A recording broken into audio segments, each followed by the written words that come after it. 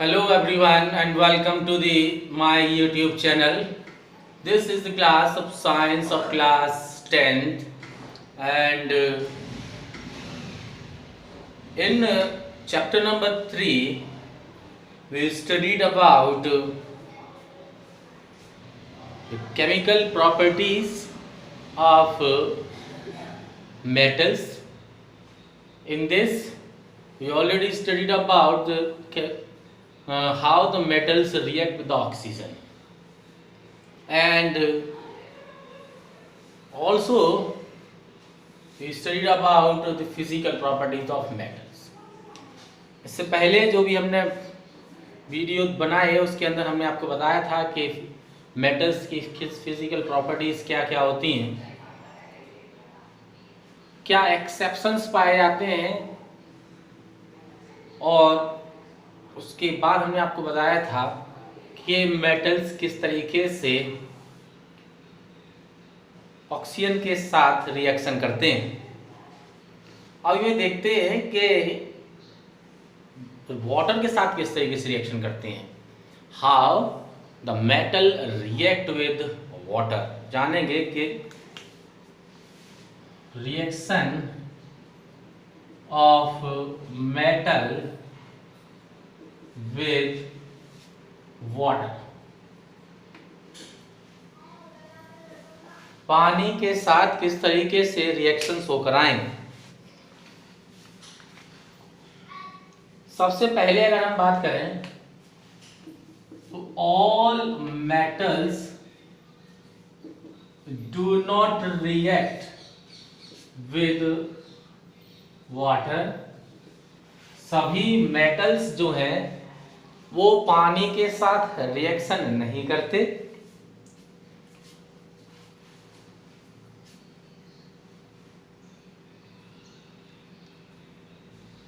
जो करते हैं दोज हु रिएक्ट, जो करते हैं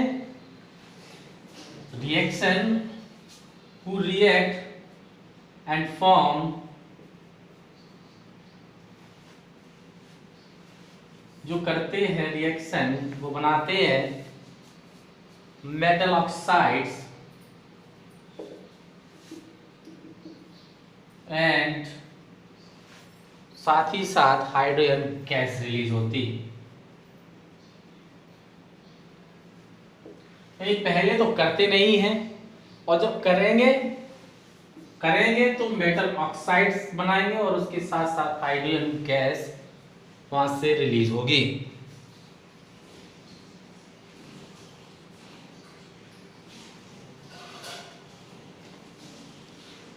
मेटल ऑक्साइड्स जो यहां से बने, मेटल ऑक्साइड्स जो यहां से बनेंगे, यानी कि जब वो वाटर के साथ रिएक्शन करेंगे और जब मेटल ऑक्साइड्स बनते हैं, metal oxides that are soluble in water, और जो पानी के अंदर घुलनशील होते हैं, फर्दर फॉर्म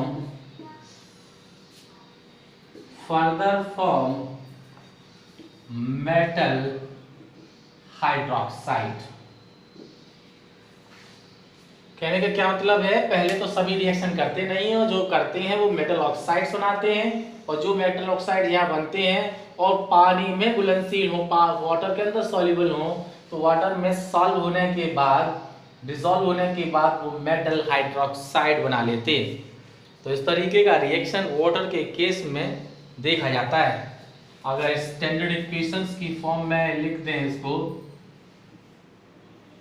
तो हम लोग लिख सकते हैं that metal when react with water will form metal oxide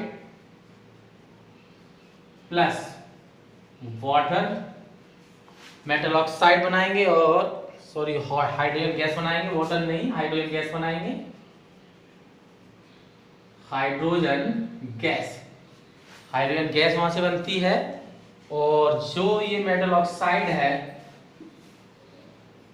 metal oxide जो यहाँ पर बने वो जब रिएक्शन करेंगे वाटर के साथ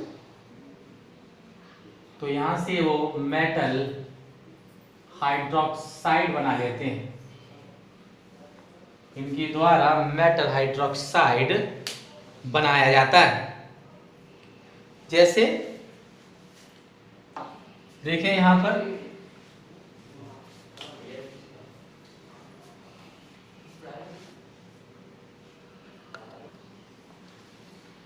अगर हम देखेंगे then metals like sodium and potassium react with the cold water. यानी कहने का मतलब ये है कि कुछ मेटल्स ऐसे होते हैं जो कोल्ड वाटर के साथ रिएक्शन करते हैं,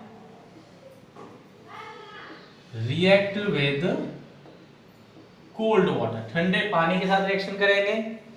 वो कौन कौन से हैं? सोडियम है, पोटेशियम है,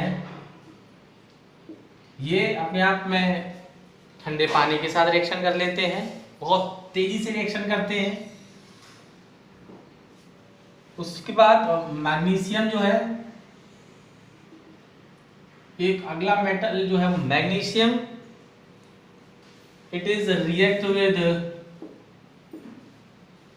हॉट वाटर, गर्म पानी के साथ रिएक्शन करेगा। और वहीं पर कुछ मेटल्स होते हैं जैसे कि iron, zinc, these are react with steam। यानी कुछ मेटल्स ठंडे पानी के साथ रिएक्शन कर लेते हैं, कुछ ऐसे होते हैं जो कि गर्म पानी के साथ रिएक्शन करते हैं, उसका एग्जांपल है मैग्नीशियम। और कुछ ऐसे होते हैं जो कि स्टीम के साथ रिएक्शन करते हैं, और उसका एग्जांपल हो गया आयरन और जिंक। वहीं पर अगर हम कहें लेड, सिल्वर, गोल्ड, ये रिएक्शन नहीं करते, do not react with water. ये पानी के साथ किसी भी तरीके का कोई भी रिएक्शन नहीं करते, या ये कहें कि इनका पानी के साथ रिएक्शन करने का जो रेट है, यानी कि दर जो है, वो अपने आप में हद से ज्यादा कम है।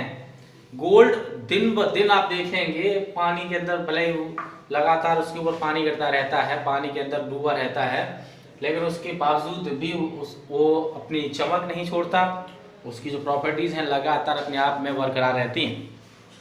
और वहीं पर आयरन वगैरह की बात करेंगे, सोडियम वगैरह की बात करेंगे, ये बहुत जल्दी से रिएक्शन कर जाते हैं और एक नया सब्सटेंस बना लेते हैं। उस तरीके का रिएक्शन इनके केस में देखने को नहीं मिलता, इसलिए इनसे बने हुए चाहे ऑर्नामेंट्स हों, चाहे वेसल्स हों, या कोई भी चीज़ इनसे मिलकर बनी हुई होती है, वो जल्द से जल्द खराब नहीं होती है वाटर के कांटेक्ट में आने से।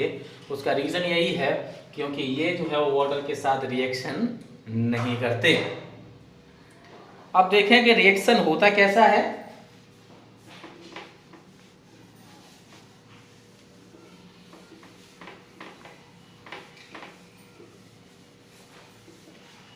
अब कुछ रिएक्शंस देखें इसमें, जैसे कि potassium, 2 atoms of potassium when react with 2 molecules of water in liquid form, ये सॉलिड फॉर्म में मौजूद है potassium. 2 atoms of potassium when react with the 2 molecules of water, that will form 2 molecules of potassium hydroxide, KOH बना लेता है, and hydrogen gas with lots of heat energy is released। जब ये reaction होता है, पोटेशियम वाटर के साथ reaction करेगा तो पोटेशियम हाइड्रोक्साइड बना लेगा, हाइड्रोक्साइड के साथ साथ वहां से हाइड्रोजन गैस भी रिलीज होगी। इसी तरीके से जब कैल्शियम रिएक्ट करेगा 2 मॉलिक्यूल वाटर के साथ में, तो यहां से ये बनाएगा CaOH कैल्शियम हाइड्रोक्साइड बना लेगा, और उसके साथ साथ हाइड्रोजन गैस भी बनेगी। आयरन के केस में देखते हैं, then 3 atoms of iron is react with the 4 molecule of water। 3 iron के एटम जब 4 वाटर के मॉलिक्यूल्स के साथ रिएक्शन करते हैं इन गैसियस फॉर्म, ये कर रहा है यहाँ पर गैसियस फॉर्म में, ये दोनों थे अपने आप में लिक्विड फॉर्म में। और जब इस तरीके से ये रिएक्शन करेंगे तो यहाँ से बनता है Fe3O4, यानी कि गैसियस फॉर्म में स्टीम की फॉर्म में आयरन के साथ रिएक्ट कर रहा है और बना रहा है आयरन ऑक्साइड, जो कि हमें सॉलिड फॉर्म में मिलेगा। और उसके साथ साथ 4 molecules of hydrogen gas is also release, hydrogen gas के भी 4 मॉलिक्यूल वहां पर रिलीज हो जाएंगे। तो इस तरीके से रिएक्शन वहां देखने को मिलता है। कैसे? वाटर के केस में, कि पानी के केस में किस तरीके से रिएक्शन मेटल्स करते हैं। कुछ ठंडे पानी से करते हैं, कुछ गर्म पानी से करते हैं और कुछ स्टीम के साथ करते हैं। रिएक्शन होता कैसा है? इस तरीके से होता है। पहले मेटल ऑक्साइड्स और हाइड्रोजन गैस बनाते हैं और जो मेटल ऑक्साइड वाटर के अंदर सॉल्युबल हो जाते हैं, फिर उनसे मेटेलिक हाइड्रोक्साइड बनता है। जैसे यहाँ पर हाइड्रोक्साइड बनते हुए आप देख पा रहे हैं। ये ऑक्साइड बन गया, ये आयरन ऑक्साइड है। अब ये जो आयरन ऑक्साइड हुआ ये अपने आप में वाटर के अंदर सॉल्युबल नहीं है, इसलिए इससे हाइड्रोक्साइड नहीं बना। यहाँ पर जो ऑक्साइड बन रहे थे वो अपने आप में वाटर सॉल्युबल होंगे, इसके कारण ये अपने आप में हाइड्रोक्साइड्स की फॉर्म में बदल गए। तो इस तरीके से रिएक्शन वाटर के साथ देखने को मिलता है। अब देखते हैं हम अगला, रिएक्शन विद डाइल्यूट एसिड।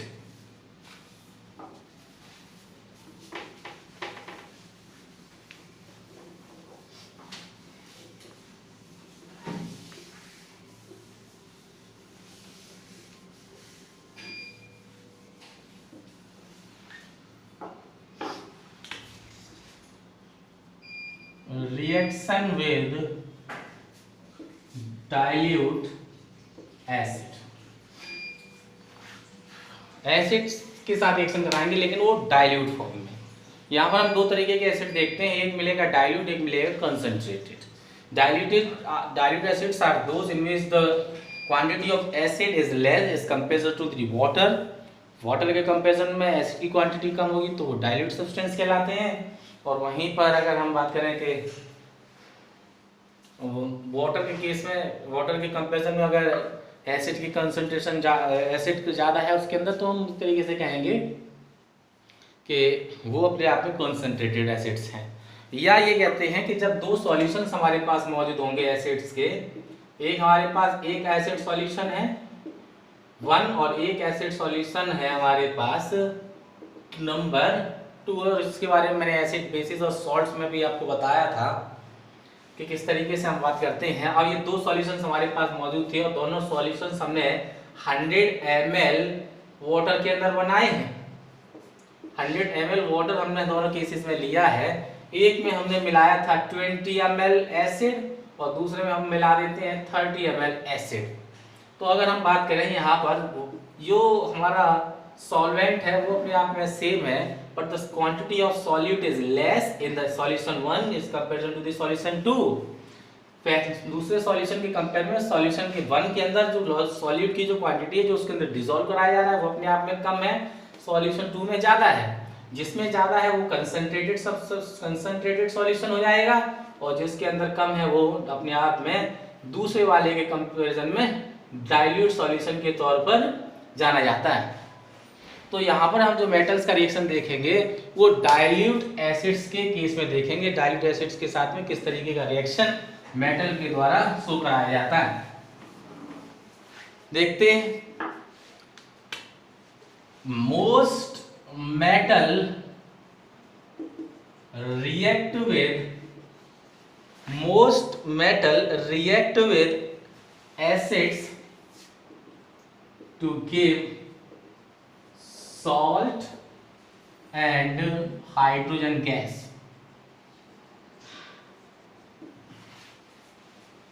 ज्यादातर मेटल्स जो हैं जब रिएक्शन करते हैं एसिड्स के साथ में, तो एसिड्स के साथ रिएक्शन करने के बाद जो प्रोडक्ट की फॉर्म में हमें मिलता है वो होता है सॉल्ट और हाइड्रोजन गैस। रिएक्शन अगर हम लिखें स्टैंडर्ड फॉर्म में तो इस तरीके से लिखते हैं, metal plus acids which is found in dilute form। ऐसे लिखेंगे acids जो कि dilute form में होगा, when react will form salt plus hydrogen gas। Hydrogen gas हमें वहां पर मिल जाएगी।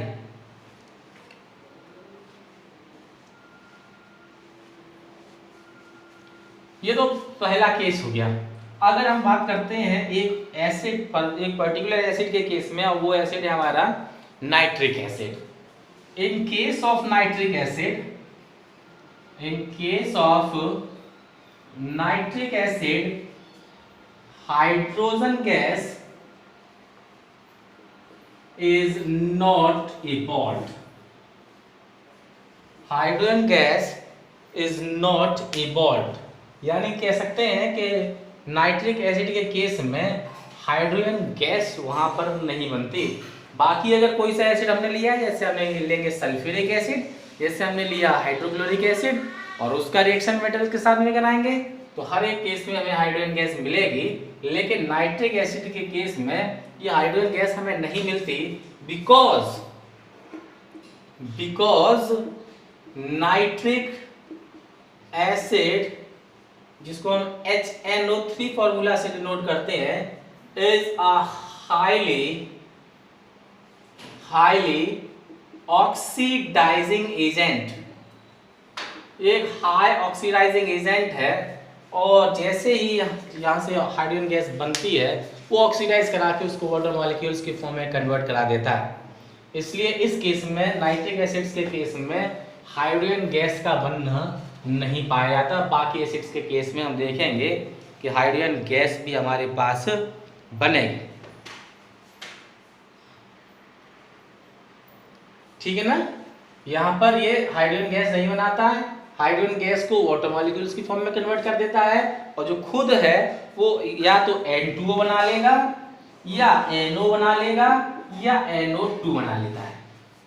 खुद जो है वो अपने आप में रिड्यूस हो जाता है, रिड्यूस्ड टू, जो HNO3 वहां पर मौजूद था वो अपने आप में रिड्यूस हो जाता है, यानी कि उसके अंदर से हाइड्रोजन अपने आप में क्या, ऑक्सीजन की हम बात कर रहे हैं। ऑक्सीजन क्या होता है उसके अंदर से, एक तरीके से कहेंगे कि रिमूव हो जाता है, इसलिए वो अपने आप में कौन सा रिएक्शन हो रहा है, रिडक्शन रिएक्शन हो रहा है, और वहां से ये N2O, NO या NO2 बना लेते हैं। But magnesium and manganese react with very dilute. लेकिन अगर कोई एलिमेंट है, कोई मेटल है जो इनसे रिएक्ट करता है, तो वो केवल मैग्नीशियम है। Magnesium and manganese react with HNO3 in very dilute form. जब अगर वो रिएक्शन करेगा भी तो बहुत डाइल्यूट फॉर्म में करता है, यानी कि बहुत कम एसिड और उसके अंदर बहुत ज़्यादा पानी मौजूद होगा, तब ये अपने आप में रिएक्शन करते हैं, और वरना ये भी अपने आप में रिएक्शन नहीं करते। यहां तक समझ गए। चलिए आगे देखते हैं इसमें अब कि एक्वा रेजिया क्या है। एक्वा रेजिया से पहले हम देखते हैं कि रिएक्शन किस तरीके से रिएक्शन होता है। when sodium is react with the hydrochloric acid in dilute form, that will form what, NaCl plus hydrogen gas will release। अब देखें यहाँ से दो हाइड्रोजन हो गए यहाँ पर, तो इसलिए यहाँ पर 2 आ जाएगा। अब जब 2 Cl हो गए तो यहाँ पर भी अपने आप में 2 आ जाएगा, और 2 Na हो गया है तो यहाँ पर भी 2 आ जाएगा। तो इस तरीके से रिएक्शन बैलेंस भी हो गया, और सोडियम ने जब डाइल्यूट एसिड से रिएक्शन किया तो वहां से सॉल्ट बनाया, और हाइड्रोजन गैस भी अपने आप में बन गई। तो इस तरीके का रिएक्शन इस केस में देखने को मिलता है। हम बात कर रहे हैं एक्वा रेजिया की। ये एक्वा रेजिया क्या होता है, ये एक तरीके से फ्रेशली प्रिपेयर्ड सॉल्यूशन है ऑफ किसका, concentrated HCl, concentrated hydrochloric acid, and concentrated HNO3 का, कंसंट्रेटेड HCl और कंसंट्रेटेड नाइट्रिक एसिड HNO3 का इस ये एक तरीके का सॉल्यूशन है। किस रेशियो में? इन द रेशियो 3:1, 3:1 में, यानी कि 3 पार्ट HCl मौजूद होगा और 1 पार्ट क्या HNO3 मौजूद होगा। इस तरीके से जो सॉल्यूशन हमें मिलता है उस सॉल्यूशन को एक्वा रेजिया के नाम से जाना जाता है। और अगर इसके बारे में फिर बात करें कि फिर इसके प्रॉपर्टीज क्या क्या होती हैं? हाईली कॉरोसिव, यानी कि बहुत ज्यादा कॉरोसिव हो जाता है, अच्छे से अच्छी चीज को जल्द से जल्द खत्म करा देता है। फ्यूमिंग लिक्विड है, यानी कि इसके अंदर से धुआं अपने आप में निकलता रहता है, फ्यूमिंग लिक्विड है। And one of the reagent